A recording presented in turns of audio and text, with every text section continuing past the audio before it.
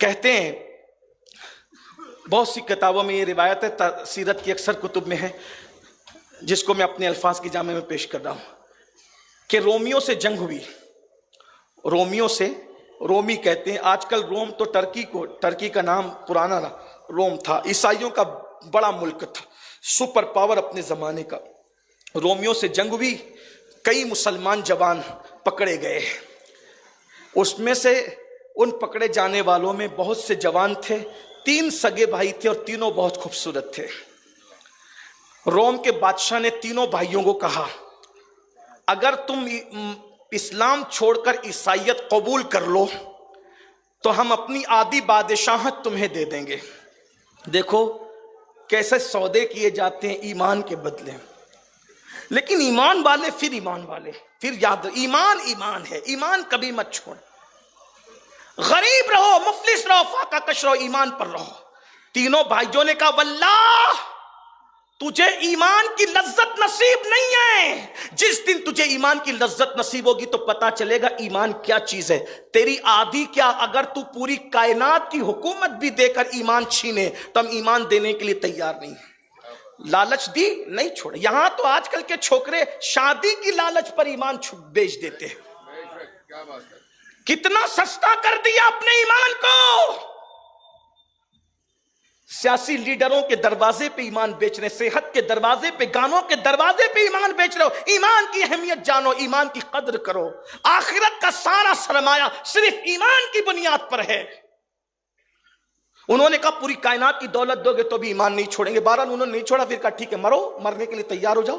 انہوں نے کہا مر جائیں گے، کیونکہ ہم جانتے ہیں جو اللہ کے لیے مرے گا وہ مرتا نہیں ہے. وَلَا تَقُولُ لِمَن يُقْتَلُ فِي سَبِيلِ اللَّهِ أَمْوَاتٌ بَلْ أَحْيَاءٌ وَلَٰكِن لَّا تَشْعُرُونَ.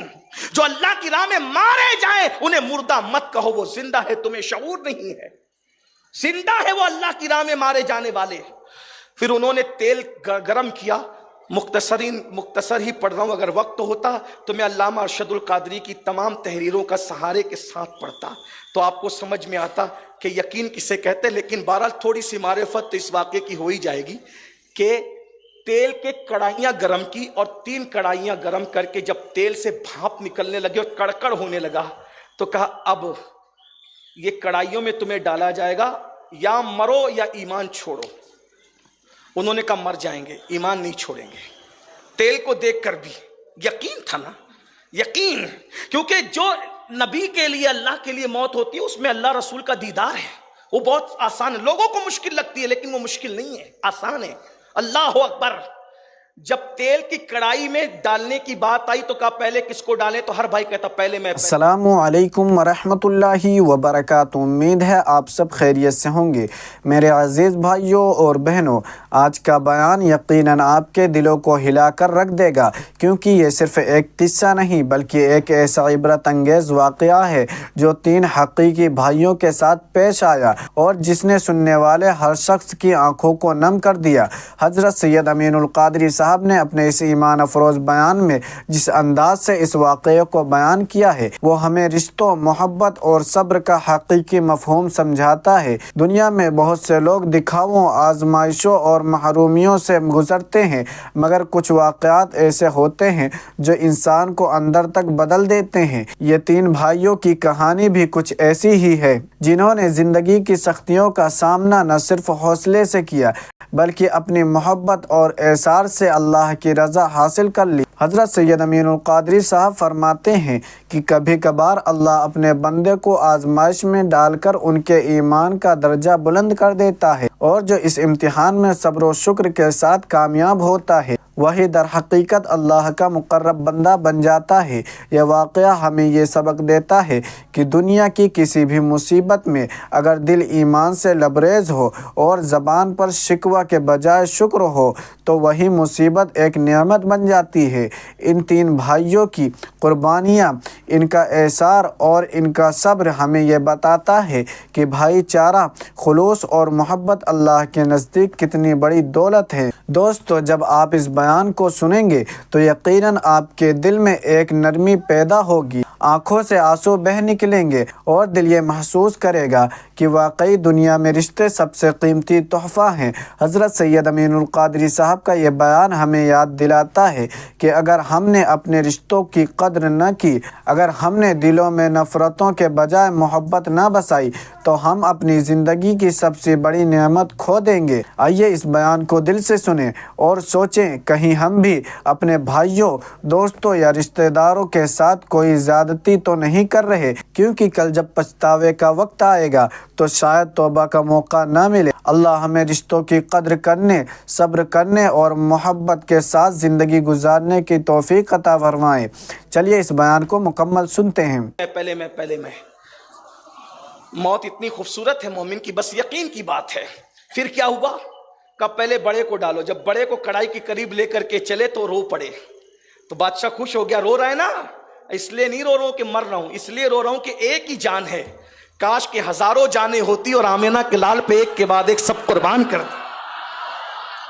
یہ ایک جان کیا ہے، اگر ہو کروڑوں تیرے نام پہ سب کو وارا کروں میں، تیرے سر پہ، تیرے نام پہ سر کو قربان کر کے تیرے سر کے صدقے اتارا کروں میں۔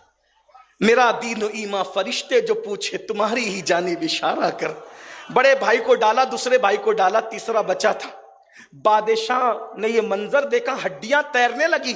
موت کو دیکھ کے انہیں کچھ تکلیف نہیں ہے، وہ تو ڈٹے ہوئے ہیں کیونکہ جانتے تھے ادھر مریں گے ادھر جائیں گے۔ میرے جنازے پہ رونے والوں، فریب میں ہو بغور دیکھو، مرا نہیں ہوں، غمے نبی میں لباس ہستی بدل گیا ہوں۔ منزل بدلتی ہے نا، یہ فریبی دنیا سے نکل کر کے وفا کی دنیا میں انسان سفر کرتا ہے جسے موت کہتے ہیں، لیکن یقین تو ہو۔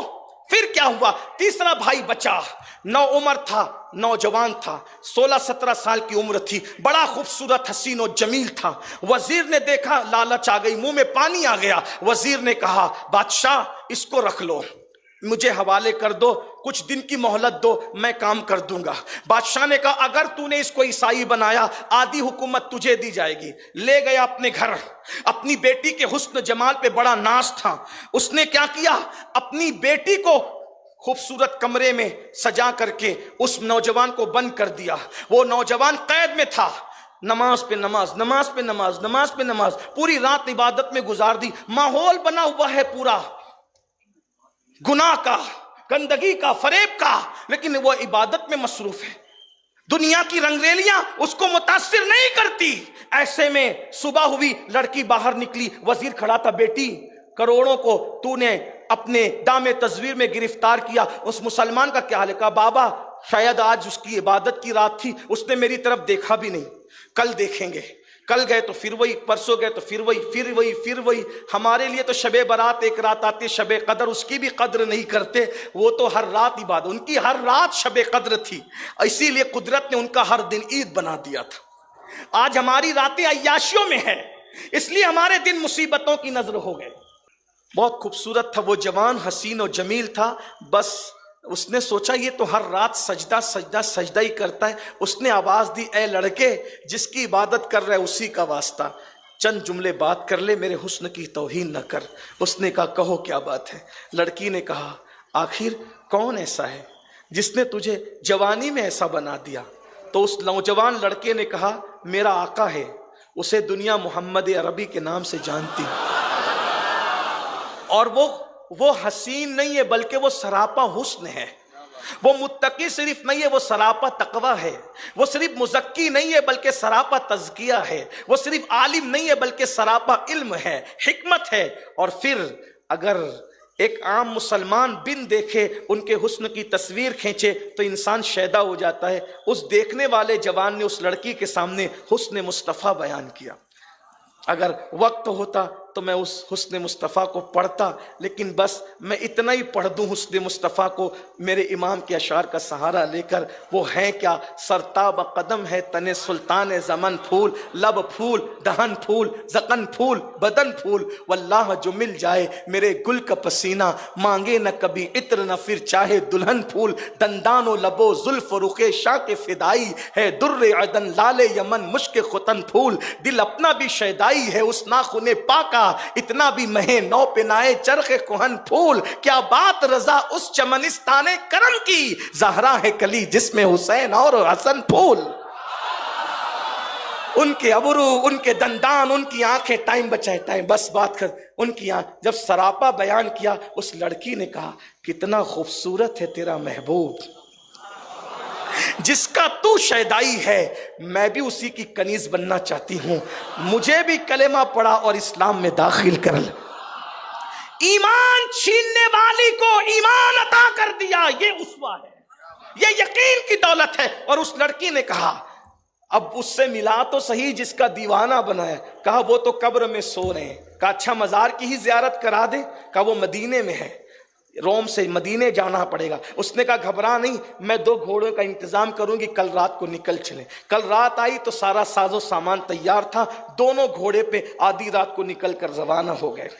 ادھر نکلے، تیزی کے ساتھ جا رہے تھے، دل چاہتا تھا اڑ کے مدینے پہنچ جائیں، مدینہ منورہ پہنچ جائیں، لیکن تیزی سے سفر کر رہے تھے۔ صبح ہوئی، پیچھے بہت بڑی فوج نظر آئی، بہت بڑی، جیسے فوج دیکھتے تھے گھوڑے کی رفتار دونوں تیز کرتے تھے، دونوں تیز کرتے تھے، دونوں تیز کرتے تھے، اور وہ فوج جتنا تیز کرتے تھے اتنا قریب آتی تھی۔ لڑکی نے لڑکے سے کہا میرے باپ کی فوج آ گئی۔ لڑکے نے کہا کوئی بات نہیں، اگر فوج ہے تو کیا ہوا، ہم لڑیں گے، مر کے شہید ہو جائیں گے میرے بھائیوں کی طرح، لیکن ایمان کا سودا نہ کرنا، پلٹ کر نہ جانا، یاد رکھنا جو اس راہ سے پلٹتا ہے وہ ہمیشہ ناکام ہوتا ہے، ہم یہی مر جائیں گے لیکن ایمان کا سودا نہیں کریں گے۔ یہ باتیں ہو رہی تھی، فوج قریب آئی تو اس بندے کی حیرت کی انتہا نہ رہی۔ فوج کی قیادت وہی تیل میں جو شہید ہوئے تھے دونوں بھائی کر رہے تھے، اور پیچھے سب نورانی چہرے والے تھے۔ بھائیوں نے بھائیوں کو ملا، ملاقات کی، رو پڑے، تم ادھر کیسے، تم تو ہمارے سامنے تیل میں جل کے شہید ہوئے۔ تو نے قرآن نہیں سنا وَلَا تَقُولُوا لِمَن يُقْتَلُ فِي سَبِيلِ اللَّهِ؟ کیوں آئے ہو؟ اس لیے آئے ہیں کہ تم دونوں کا اکیلے جانا قدرت کو منظور نہیں، کہ یہ لڑکی نامحرم ہے تمہارے لیے، ہم اس لیے آئے ہیں تاکہ اس لڑکی کا نکاح تم سے کرا دیں۔ پیچھے کون ہے؟ یہ پیچھے سب فرشتوں کی جماعت لے کر آئے، یہ سب فرشتے ہیں پیچھے، ہمارے پیچھے، شہید ہونے والے کے پیچھے فرشتے ہیں، شہید ہونے والا آگے ہے۔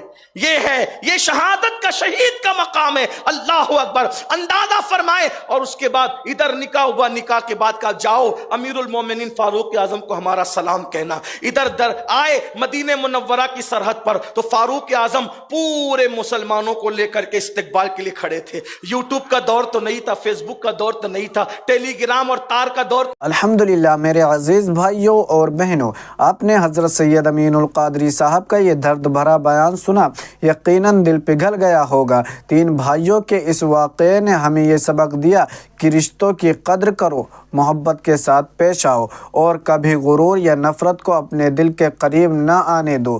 دنیا کی دولت ختم ہو سکتی ہے مگر رشتوں کا سکون کبھی ختم نہیں ہوتا۔ اللہ رب العزت ہمیں صبر، شکر اور محبت کے ساتھ زندگی گزارنے کی توفیق عطا فرمائے، اور ہمیں اپنے گھر اور دلوں میں برکت عطا کرے۔ آمین یا رب العالمین۔ السلام علیکم ورحمۃ اللہ وبرکاتہ۔